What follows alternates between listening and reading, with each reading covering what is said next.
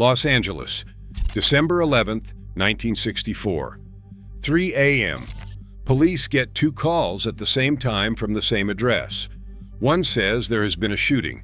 The other says there has been a kidnapping. Same motel, same hour. When officers arrive at the Hacienda Motel on Figueroa Street in South Central, they find a man on the floor of the manager's office. 1 bullet in his chest. It pierced his heart. He is wearing a sports coat, 1 shoe, no shirt, no pants, no underwear. The motel manager, a 55-year-old woman named Bertha Franklin, is standing over him with a pistol. She says he broke down her door. She says he attacked her. She says she shot him in self-defense. The body on the floor belongs to one of the most famous musicians in America. His name is Sam Cooke. He was the king of soul.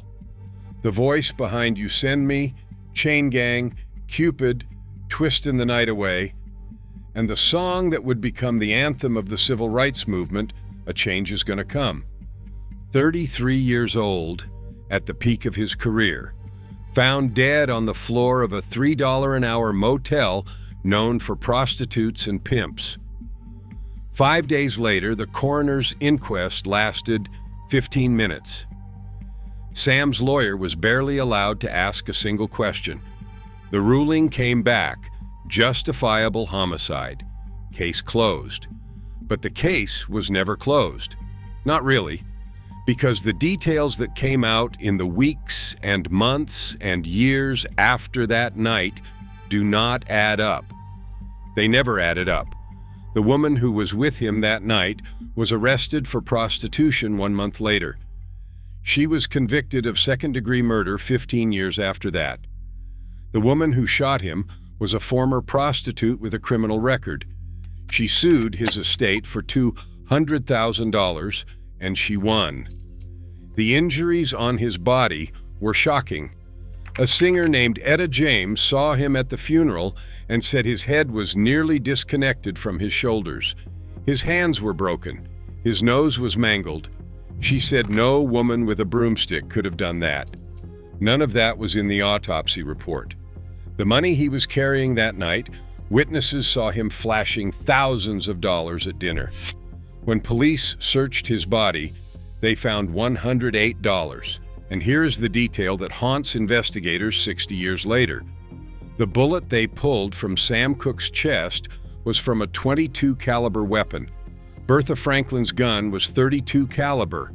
The bullet did not match the gun, and then the bullet disappeared. Muhammad Ali said it himself: if Cooke had been Frank Sinatra, the Beatles, or Ricky Nelson, the FBI would be investigating. This is the story of what really happened on the last night of Sam Cooke's life. Every hour, every lie, every detail that does not fit. Before we get to the motel, you need to understand who Sam Cooke was, not just as a singer, but as a force. Born Samuel Cooke in 1931 in Clarksdale, Mississippi, he was the son of a Baptist minister and the 5th of 8 children. The family moved to Chicago in 1933. Sam grew up singing in church, with a voice many in the congregation called the purest they had ever heard. By 19, he was the lead singer of the Soul Stirrers, one of the most respected gospel groups in America. By 26, he crossed over to pop with the song You Send Me, his first #1. After that, the hits did not stop. He recorded 29 top 40 singles, including Chain Gang, Cupid, Wonderful World, Twistin' the Night Away, and Bring It On Home to Me. But here's what made Sam Cooke different from every other black artist of his era. He owned his music. In a time when record labels controlled everything, and when black artists signed away their rights and got pennies while white executives got rich, Sam Cooke built his own empire. He started his own record label, Sayar Records. He started his own publishing company, Cags Music. He started his own management firm. He wrote his own songs, produced his own sessions, and controlled his own masters. He was doing in 1960 what artists would not figure out how to do until decades later. And his manager was a man named Alan Klein. Remember that name? Klein managed Sam's finances through a company called Tracy Lilted. And Tracy Lilted owned the rights to everything Sam recorded. Everything. In the summer of 1963, Sam Cooke heard Bob Dylan's "Blowin' in the Wind" and felt something he later described as shame. A white folk singer had written what should have been a black anthem. Sam decided he would write his own. The result was A Change Is Gonna Come. It was recorded in January 1964. It was released as a single that December, 3 days after his death. The song became the anthem of the civil rights movement. It spoke for a generation. It spoke for a people. And the man who wrote it was about to walk into a $3 motel and never walk out. But in the months before his death, Sam Cooke was not just making music. He was making power moves that threatened people. He was talking about leaving Alan Klein. He was talking about taking full control of his masters. He was becoming too independent, too wealthy, too powerful for a black man in 1964 America. Keep that in mind. Tuesday evening, December 10, 1964, 9 p.m. Sam Cooke walks into Martoni's Italian restaurant in Hollywood. He is wearing a tailored Cy Devore suit. His new album, Live at the Copa, is climbing the charts. He is celebrating. He is having dinner with his producer, Al Schmidt, and Schmidt's wife, Joan. But Sam cannot sit still. Well-wishers keep stopping by the table. He has bought 3 or 4 martinis already, and he drifts to the bar. Al Schmidt goes to find him and sees Sam laughing with a group of music industry friends. Sam is buying rounds, and he is flashing cash, a roll of bills that Schmidt's wife Joan later described as several $1,000s. Earlier that day, Sam had withdrawn $5,000 from a safety deposit box at his bank. In 1964, money that is roughly $45,000 today. At a booth near the bar, Sam notices a 22-year-old woman, baby-faced, sitting with 3 men. One of them is a guitar player Sam recognizes. The guitar player introduces them. Her name is Elisa Boyer. Sam and Boyer end up cozied in a booth together. At 1 a.m., they leave Martoni's in Sam's brand new cherry red Ferrari and drive to PJ's nightclub in West Hollywood, where they were supposed to meet the Schmidts. The Schmidts are already gone. Inside PJ's, Sam gets into an argument with a man who is hitting on Boyer. She asks Sam to take her home. They leave at 2 a.m. Sam does not take her home. The Hacienda Motel sits at 9137 South Figueroa Street in South Central Los Angeles.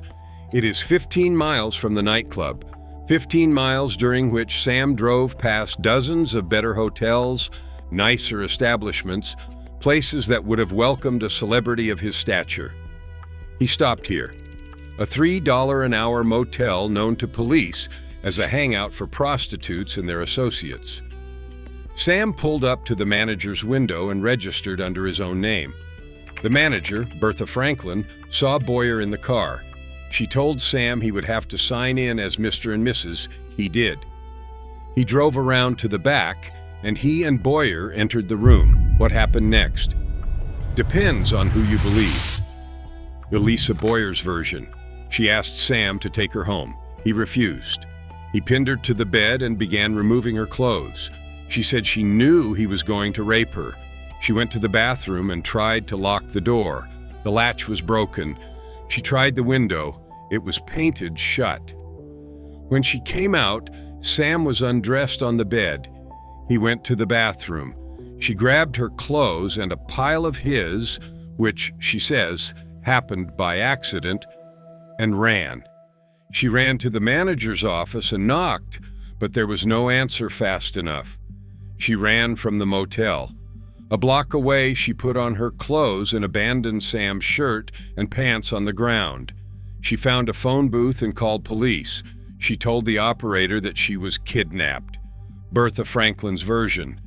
Minutes after Boyer fled, Sam Cooke, wearing only a sports coat and one shoe, pounded on the door of Franklin's office. "Where's the girl?" he shouted. He broke the door down. He grabbed Franklin by both arms, twisting them. She kicked him. She tried to bite him through his jacket. She reached for a pistol. She told police she shot at close range 3 times. The first 2 shots missed. The third hit him in the chest. Sam Cooke stumbled. He looked at her and said, "Lady, you shot me." Those were his last words. Franklin said she then hit him over the head with a broomstick. He fell. He died. 5 days later, the coroner's inquest convened. Boyer told her story. Franklin told hers. The motel's owner, Evelyn Carr, said she had been on the phone with Franklin and heard the commotion. Sam's lawyer was barely allowed to speak. 1 question, maybe 2. Both Boyer and Franklin passed polygraph tests. After 15 minutes of deliberation, the 7-member jury ruled justifiable homicide. Case closed. One of the most important musicians in American history, dead at 33, and the investigation lasted less time than it takes to eat lunch. 200,000 people lined the streets of Los Angeles and Chicago to mourn him. But for those who knew Sam Cooke, who knew the details that did not make it into those 15 minutes, the case was never closed. Start with Elisa Boyer. She testified she met Sam at a Hollywood dinner party and that he sang a song at the party. She made no mention of Martoni's. She made no mention of PJ's nightclub. Her testimony contradicted what every other witness from that night remembered. She said she was kidnapped and could not escape because Sam's car was moving too fast. But when Sam stopped at the motel to register, Boyer was sitting alone in the car. The keys were probably in the ignition. She could have walked away. She didn't. She said she grabbed Sam's clothes by accident. Those clothes contained thousands of dollars in cash and his credit cards.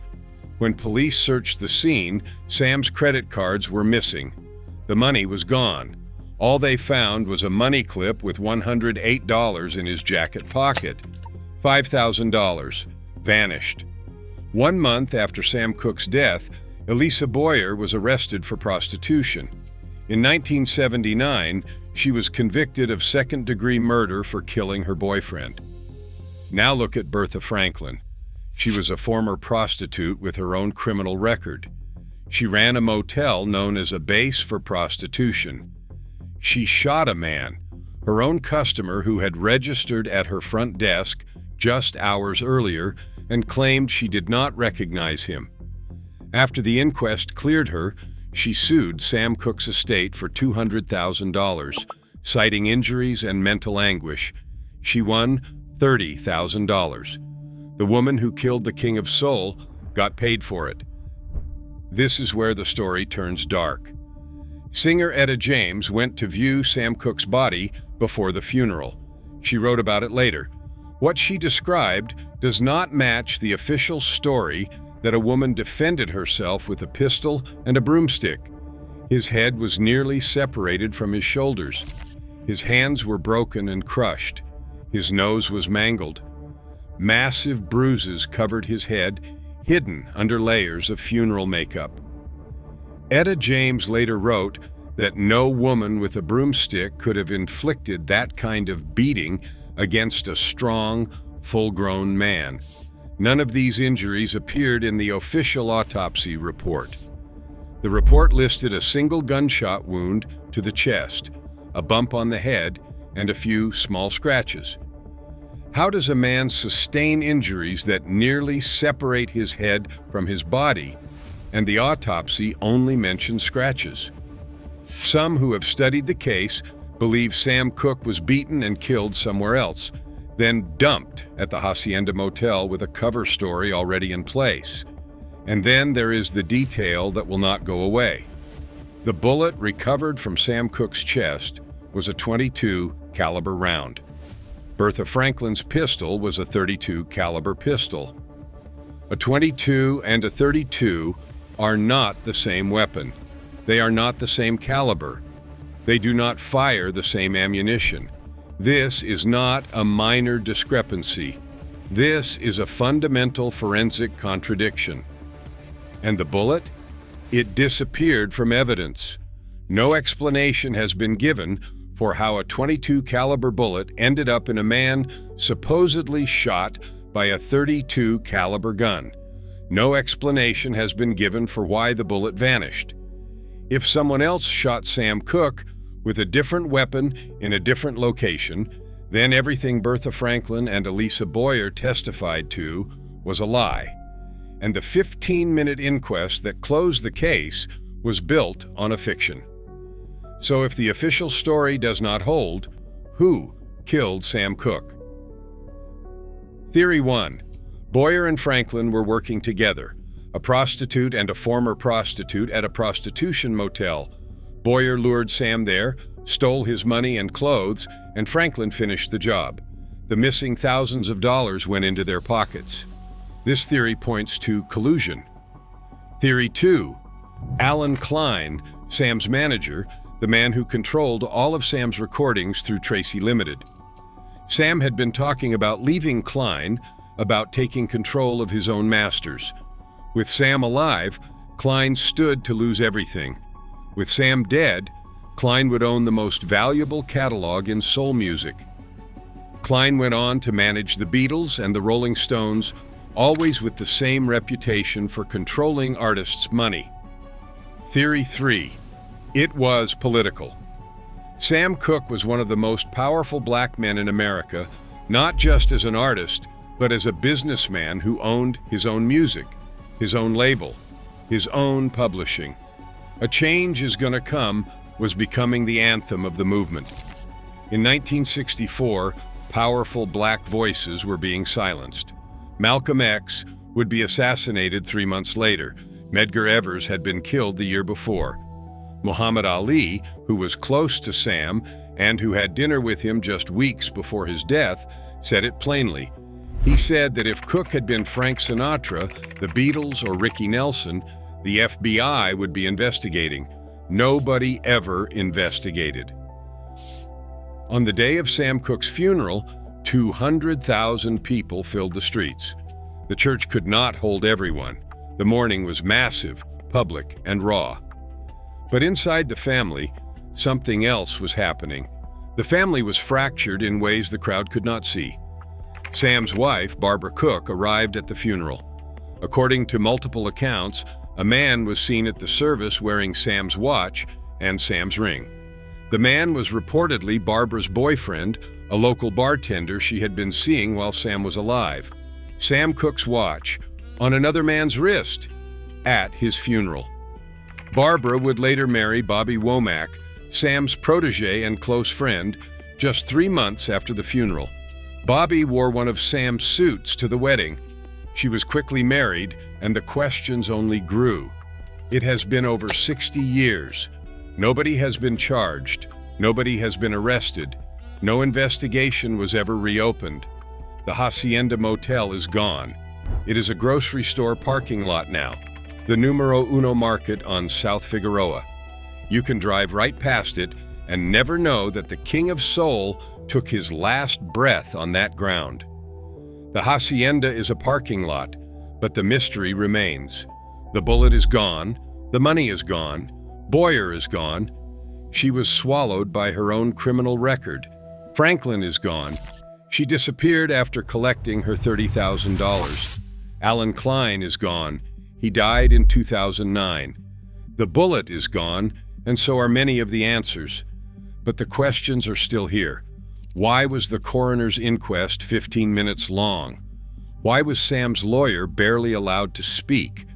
Why did the autopsy not mention the injuries Etta James described with her own eyes? Why was the bullet a different caliber than the gun?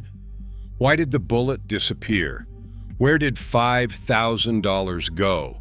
Why was a convicted prostitute's testimony accepted without challenge?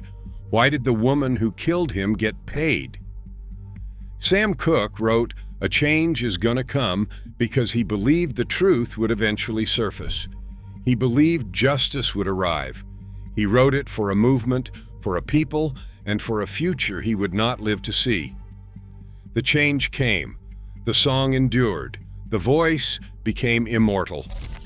But the truth about what happened at the Hacienda Motel on December 11, 1964, that change has not come yet.